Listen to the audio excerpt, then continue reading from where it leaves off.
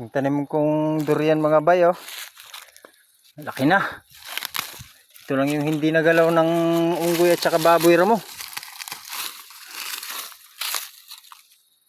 Tinanim ko yan, mga ganyan pa lang, oh. Kahaba. Yung tinanim ko yan. Medyo mahaba na mga bay. Sana patuloy siyang lumaki. Makatikim tayo ng bunga niya. Mga bay. Meron pa ako dun dalawang avocado. Mga bay. Medyo malaki na rin.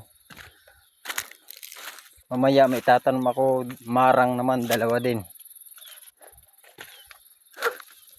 Ito yung mga tanim ko dati na kamuting kahoy mga bay. Pinutol-putol lang ng mga unggoy. Ito naman yung avocado mga bay, oh. Buto lang nilagay ko dyan. Medyo mahaba na. Yung isa naman andun mga bay, oh. Ito, oh. Yan. Medyo malaki na. Yung tanim kong saging mga bay, kinain lang ng mga unggoy mga bay. Ito, oh. Matay na.